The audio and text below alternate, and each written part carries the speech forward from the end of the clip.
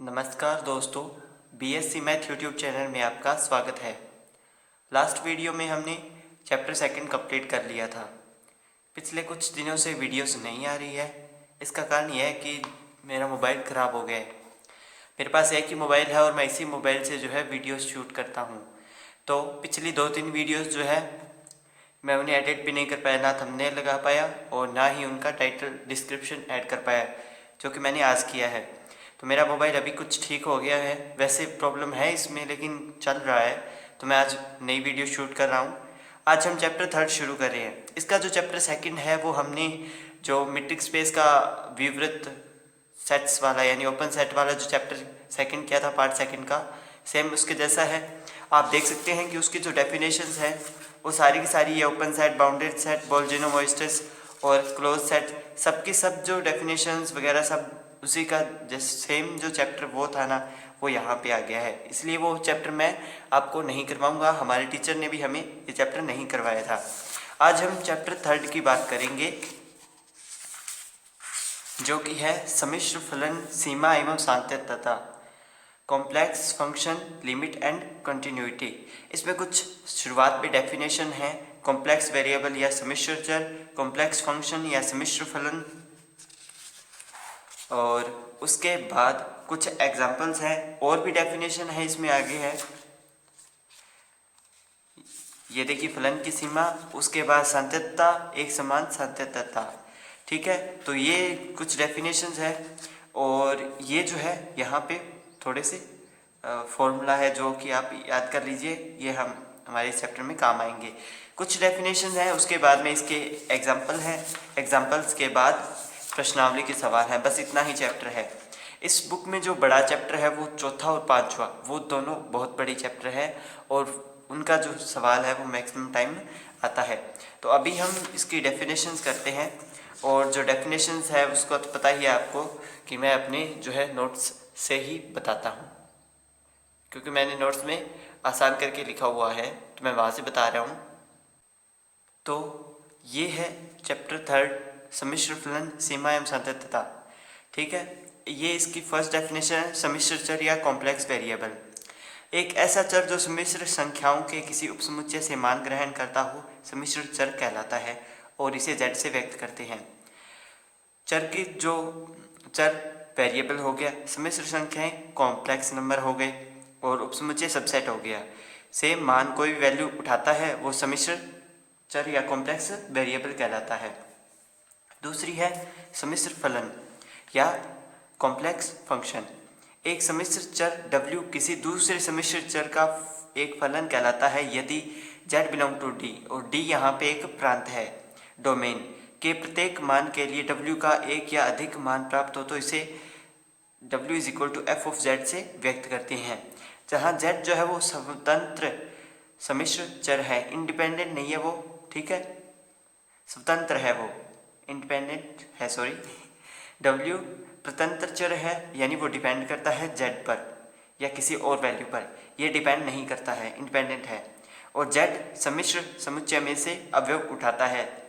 c जो है वो एक कॉम्प्लेक्स का जो समुच्चय होता है, कॉम्प्लेक्स नंबर का, तो उसी का कोई सबसेट होगा, वहीं से उठाता होगा, जिसका अन्य रूप अगर w में हम वैल्यू को देखें तो वो u प्लस आइटा v के रूप में होगी और जो z में वैल्यू होती है वो x प्लस आइटा y के रूप में होती है। और अगर मैं फंक्शन की बात करूं तो w is equal to u जो है उसमें एक्स वाई होंगे और प्लस में आइटा v, उसमें भी जो है x और y होंगे, जहाँ u तथा v स्वतंत्र चर x तथा y के चर हैं। और u is equal to X plus में आइटा y और v is equal to x2 plus में आइटा y2।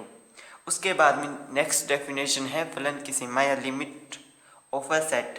तो किसी फलन f z की z टेंडिंग टू z0 पर l जो है वो सीमा कहलाती है और इसे जो है f ऑफ z से z0 पर इज इक्वल टू l से व्यक्त करते हैं। और इसकी एक अलग और डेफिनेशन है जो कि नेक्स्ट पेज पर है। दूसरी डेफिनेशन है लिमिट ऑफ ए सेट की, कि जब सम्मिश्र चर z का मान z0 की ओर अग्रसर होता है यानी z टेंडिंग टू z0, तब सम्मिश्र फलन या complex function f of z का मान l की ओर अग्रसर होगा यानी f ऑफ जेड जो कि एल की ओर जाएगा, यानी उसके इक्वल होगा। ठीक है, इसे z बराबर z0 पर सम्मिश्र फलन की सीमा कहते हैं। और इसे इस प्रकार भी लिख सकते हैं, mode of f of z minus L, जो कि छोटा होता है एप्साइला से। और एप्साइला के बारे में मैंने आपको बताया हुआ है कि ये 0 के नियर अबाउट वैल्यू होती है, लेकिन 0 से बड़ी होती है। और जो z माइनस z0 है वो 0 से बड़ा होगा इनका मोड, और डेल उससे छोटा होगा। डेल भी एप्साइला के जैसी एक वैल्यू है, जैसे f माइनस जेड के लिए f of z minus L के लिए एप्साइला है, उसी प्रकार z माइनस z0 के लिए डेल्टा है या डेल है। और ये सेम वही चीज़ आ गई कि limit z tending to z0 f of z is equal to l। उसके बाद में कंटिन्यूटी या सांत्यता। माना फलन f ऑफ z प्रांत d में परिभाषित है, तब f z d के किसी बिंदु पर सतत कहलाता है यदि एप्साइला बड़ा है 0 की संगत डेल्टा बड़ा है 0 से इस प्रकार विद्यमान हो कि f of z minus f of z0 का मोड छोटा होगा एप्साइला से, और z माइनस z0 जो कि छोटा होगा डेल्टा से। कोई भी फलन अगर इस कंडीशन को सेटिस्फाई करवा दे, अगर हम किसी भी फंक्शन में या कोई भी हमें अगर सवाल हल करने के लिए दिया हो, तो वो जो है उसमें सांत्यता हम बता सकते हैं। ठीक है, उसके बाद में एक समान सांत्यता। फलन f ऑफ z में एक समान सतत कहलाता है यदि एप्साइला बड़ा है 0 के संगत डेल्टा बड़ा है 0 के संगत किन्हीं दो बिंदुओं z1 और z2 में। अगर हम ये चीज़ें प्रूव हो जाएं तो वो जो है एक समान सांत्यता हो जाती है। ठीक है, तो इसमें इतनी ही डेफिनेशन थी, ज़्यादा डेफिनेशन नहीं है चैप्टर 3 में। अभी हम जो है इसके एग्जाम्पल्स करेंगे। ठीक है, तो आप इन्हीं डेफिनेशंस को पढ़ लीजिएगा। मैंने आपको इसका जो ट्रांसलेट है वो भी थोड़ा सा मतलब इंग्लिश में करके बता दिया है, जो बड़े मीनिंग थे उसके बारे में, वो जो मीनिंग्स है। अभी हम इसके एग्जाम्पल्स करते हैं, तो एग्जाम्पल हम शुरू करते हैं। तो पेज नंबर 47 पर इसके जो एग्जाम्पल्स है उसमें पहला एग्जाम्पल है, मान ज्ञात करना है हमें, और ये हमें फंक्शन जो है दिया हुआ है। तो इस सवाल को हम दो तरीके से हल कर सकते हैं, या तो हम सीधी लिमिट की वैल्यू जो है पुट कर दें, तब वैल्यू जो है मान आ जाएगा इसका, या फिर हम इसमें जैसे ये थोड़ा बहुत फेरबदल कर लें भी, जेड की स्क्वायर है 4 है तो उसको स्क्वायर की स्क्वायर के फॉर्म में बदल के इस प्रकार करेंगे। तो शुरू करते हैं। आज की वीडियो ज़्यादा बड़ी नहीं होगी क्योंकि चैप्टर का पहला दिन है, तो आपको पढ़ने के लिए भी टाइम देना ज़रूरी है। शुरू करते हैं हम एग्जाम्पल नंबर 1, जिसमें हमें दे रखा है कि limit z tending to 2e की पाई आइटा बाई 3, और ये है z की क्यूब प्लस में 8 अपॉन में z की 4 प्लस में 4z की स्क्वायर प्लस में 16, ये हमें फंक्शन दे रखा है। पहले हम अगर लिमिट की जो वैल्यू है वो पुट कर दें, यदि z इक्वल टू 2e की पाई आइटा बाई 3 रखने पर z की जगह अगर हम ये वैल्यू रख दें तब क्या होगा। वैल्यू रखते हैं हम फंक्शन में, तो ये बनेगा 2e की पाई आइटा अपॉन में 3 की होल क्यूब प्लस में 8 और ओवर में 2e की पाई आइटा बाई 3 इसकी पावर 4, फिर इसके साथ ये 4 बाहर पड़ा रहेगा, वैल्यू पुट कर देंगे यहाँ पे भी, और इसमें इसकी स्क्वायर है तो स्क्वायर लगा देंगे, और फिर यहाँ पे 16, फिर क्यूब होगी तो वो 8e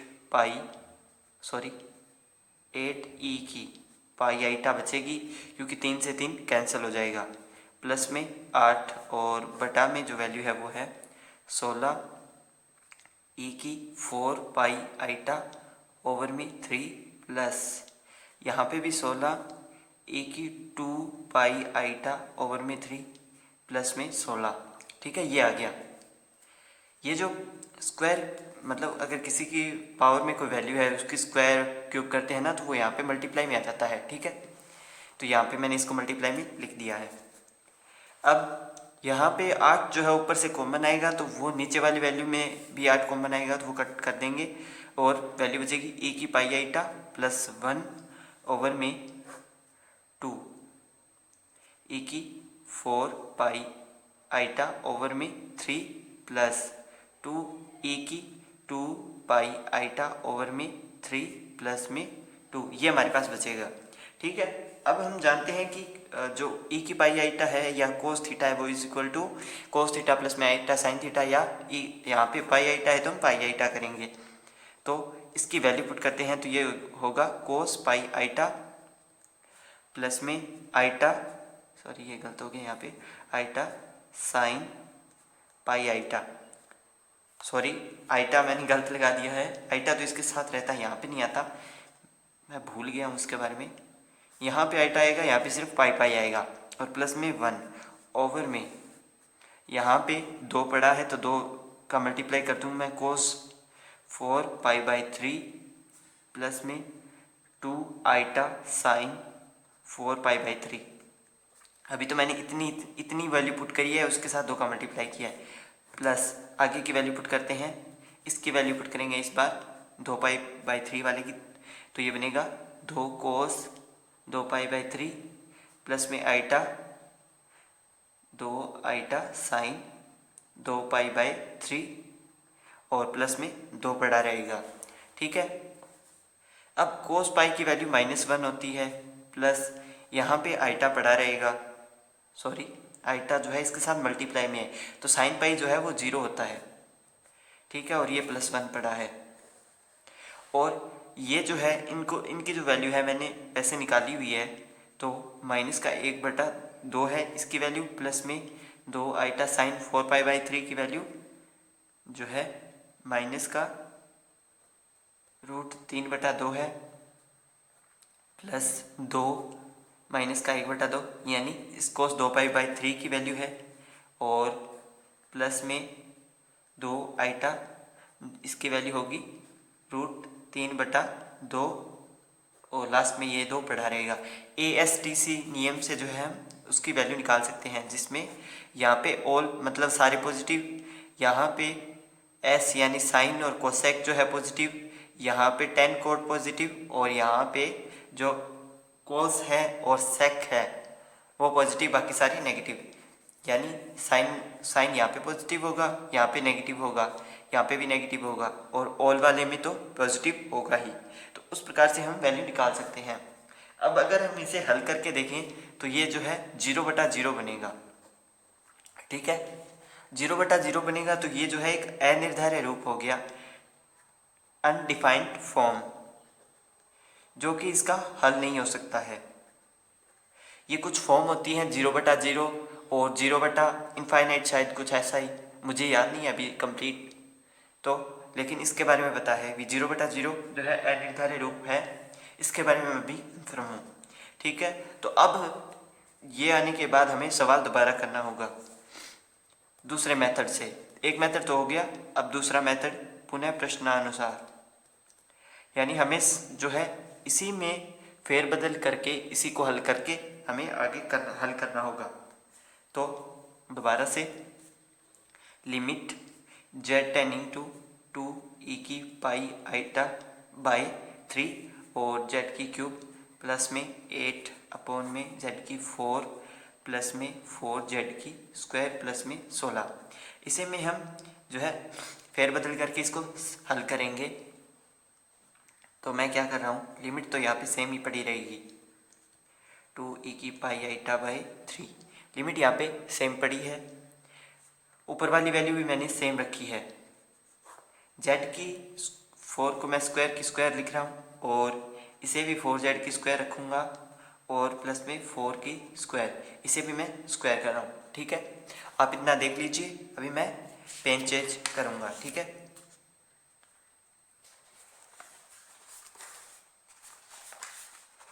तो अब मैं क्या करूँगा, अंश व हर में z की स्क्वायर -4 का z की स्क्वायर -4 से गुणा करूँगा। ठीक है, नोमिनेटर और डिनोमिनेटर में।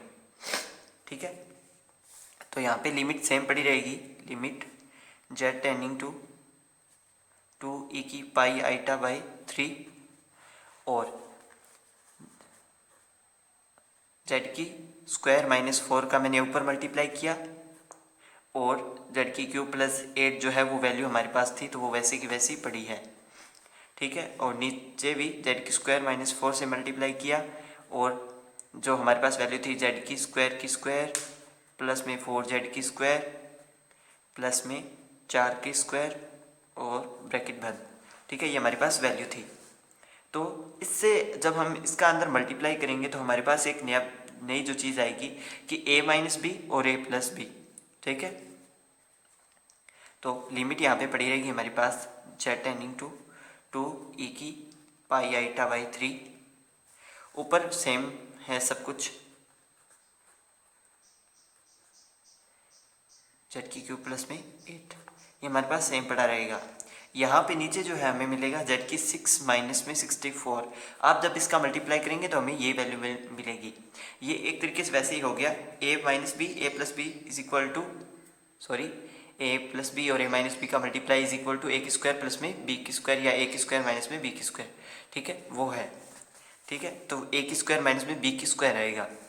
अब इसी को आगे हल करते हैं, कुछ भी नहीं करना, बस इसे हल करना है, ये सीक्वेंस में चलता रहेगा। इसमें कोई वैल्यू हमें नहीं माननी पड़ेगी अलग से। z की स्क्वायर 4 z की क्यूब प्लस में 8। अब जो है ये a की स्क्वायर माइनस b की स्क्वायर है, तो इसमें मैं z की क्यूब माइनस 8 यानी a माइनस बी और a प्लस बी कर देता हूँ।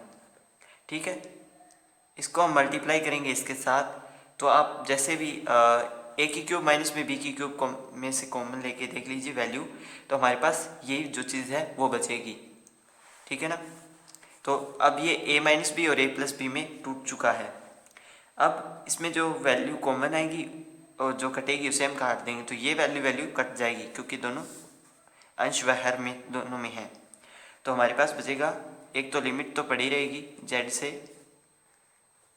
पाई आइटा बाई 3, और ये बचेगा z की स्क्वायर माइनस 4 ओवर में z की क्यूब माइनस 8। ये हमारे पास इतना तो बचा है।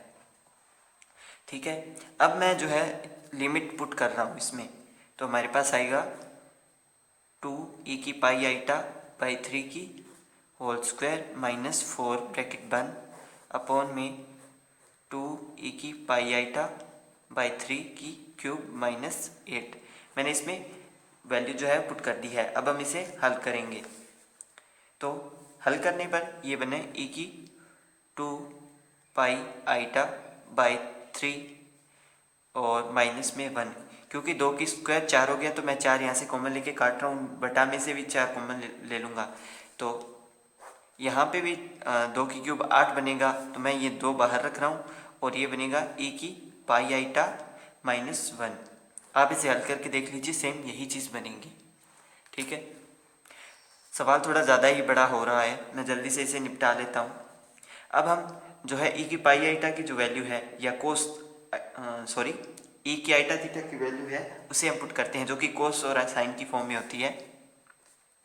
तो कोस 2 पाई बाई 3, ऊपर वाली वैल्यू बात कर रहा हूँ मैं, प्लस में आइटा साइन 2 पाई बाई 3। ये सवाल बहुत बड़े हैं, कभी कभी एक वीडियो में एक ही सवाल आया करेगा, इतने बड़े बड़े इसमें जो सवाल है।